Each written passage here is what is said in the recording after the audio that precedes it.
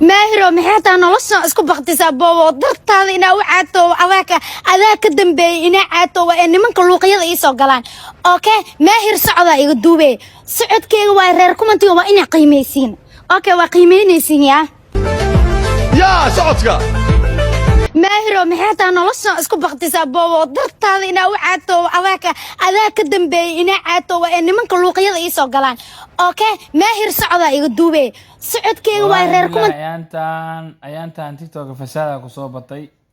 waxa mid iyadoo suraa soo gashatay iyo mid socodkay hal qiimeeyo waxa garan cadaan dhaxda soo xiratay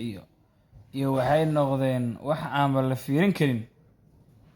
war tiktok hadda lacag lagu bixiyo ama 1 milyan hayso ama 2 milyan hayso ama 5 milyan hayse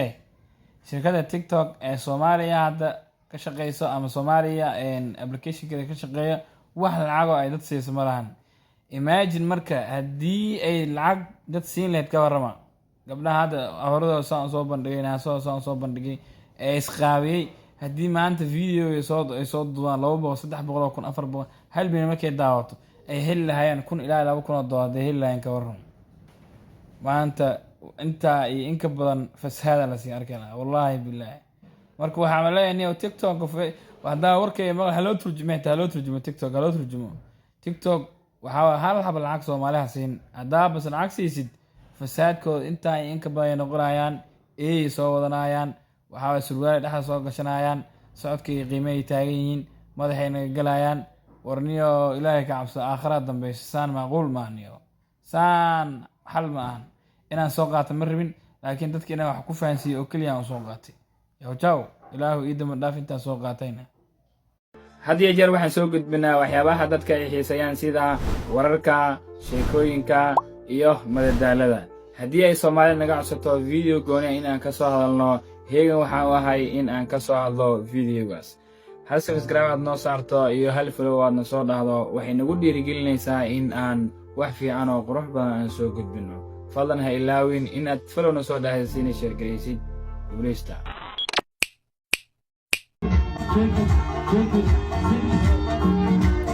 waxaa la yidhi arkay qariya ka dambeyn doonta ya 31 iyo 41 oo kala saxday Mareykanka hadda waa habeenay u tahay waa ayna saxdeen natiijada waxaa la yidhi caawa markii 5 saac 6 saac habeen la gaaro lagu dhawaaqi doonaa wareegii labaadna loo gudbi doonaa marka hadda ilkaas iyo tiimkiisa hadda dabaaldegay ku jiraan inay guuleysteen isku maleeyeen war guushigoo ma joogto cid hadda saxda ah oo maanta ku guuleysato oo la ogyahay ma wajirtaba tan kale musharaxiinta labada nin oo saameynta badnaa labada nin kuwii ka hooseeyay 15 14 20 kuwa 5 ku keensa jiro codadkaas hadhow way kala jabayaan waana qof waxa meel ay araysaa marka nin walba nasiibkiisa waaye wax biya la dabaaldegin ciyaarta waa gali dambe la dabaaldegin waxaan u maleeyahay in hadhow timeel ka baxday in la idin weyn doono oo labada habeen dhafara ku jirteen inay seexin doontaan oo maleeyahay ilkaasow waxa la weydiiyay wiilkaaga ayaa asal fadhaha sax musabeen been halkan u taaganahay yar iyo weyn wiil iyo waalid guushii uu gaaray Ashraf oo form 2ga xilligan kaalinta labaad ka galay inna lillahi wa inna ilayhi raaji'uun ilaahay ku dhaashay saxaafo $414 oo qof asaaga ka qaadatay ama ka xaday oo asiin karta cunugaagii adiga dhashay waxa isku magacaaga dhan isaga ka soo haray ma inkirtay ya ka keentan tan yaa ka keen YouTube ka xigta dib u tagay aniga waa soo baar video waa soo ogaaday waxa ninka cunugan adaa dhalay Ashraf adaa dhalay baaha sheegin 400 cunuga haw inkirin new tuug qaangaara tahay waxa sida wax la iskaga dhicin ma taqaan baaha sheegaysa hadal nurshan waxa $400 maanta inuu ku qabsanayo waxa ama baahi u qabo ma eko laakiin adaa iska dawareegid iyo musuqmaasuq iyo inkiraad iyo cay iyo tuugnimo iyo jaafo meesha soo fadhiyo tuug dhaatay lacagta islaam iska bix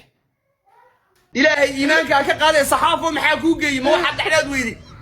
ninkan lacagta oo timaha iyo cidiyaha iyo tuutuujiska ku keenay makaa badbaadi weeydi naxalla aabaaku aan ooye albaabka ixira awowgaagii abtirkiisu saambuus malawax qabsh basal timir sadoojiska iyo taabashada lacagta uu ku keenay golaha ciidajarka inna lillahi wa inna xuseen hadduu kaa bilaaray fashil waa wallaahi bilaahi daadal nolosha libaaxa iska bixinaya haddii kale ninkan caadi kugu socnaa wallaahi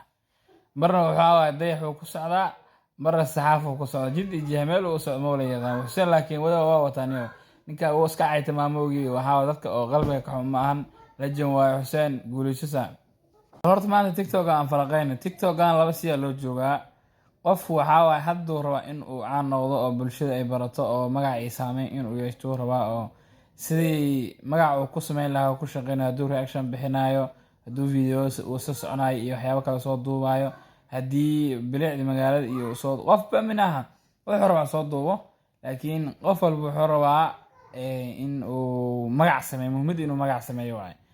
qofna 5 sano 2 sano 3 sano 4 sano tiktok ku jira almost magac uu sameeyey laakiin magaca uu sameeyey si looga faa'iideysto ma yaqaan hada tusaale ahaan labadan nin camal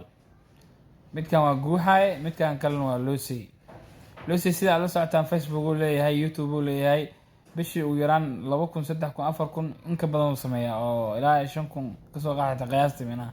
oo YouTube iyo Facebook uu ka sameeyaa saaxiibkiisii ay soo jabhadeeyeen guuxaye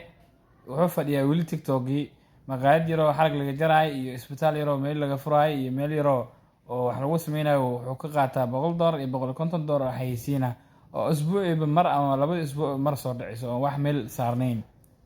marka ninkan wuxuu qaatay magac uu sameeyey Facebook iyo YouTube uu gaay shaqadiisa maalinle ka dhigay maalinle inuu wax soo gudbiyo video uu keeno uu ku kharash gareeyo $50 in ka badan uu ku bixiyo birthday dhaqaale badan oo waxa aan soo koobi karin in uu ka sameeyo kan wuxuu taagan yahay in uu TikTok iska dhex fadhiyo Mrs. Saad iyo gabdho kale TikTok joogo in uu weli soo kiciyo oo uu magac u sameeyo oo weli TikTok uu madadaalo uu iska sameeyo marka qofna magaciisa ka faa'iideystay qofna magaciisa kama faa'iideysan marka dadka horta saas ay u kala baxeen kuwii magacooda ka faa'iideystay Ilaahay naga dhigo anaga hadda waxaan ku jirnaa dadka caan raadiska ee hadda rabo in ay soo kacaan laakiin waxa ay ka ballan qaadaan in hadda magac sameeyo TikTok kuma sii jiri doono insha Allah waa ka sii bixi doona aaladihii kale Facebook YouTube iska sii bursan doona meeshaas lacag taalo YouTube lacag taalo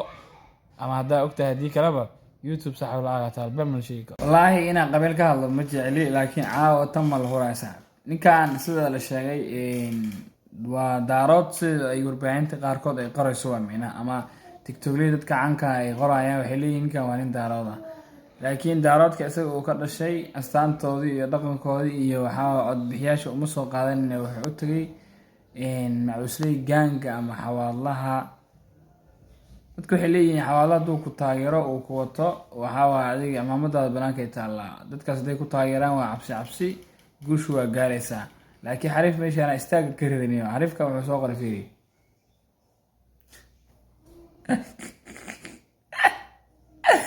ay dhalwa gawalaay bile sihir gaangu kula wallahi kan dhulku ka taagay wallahi marka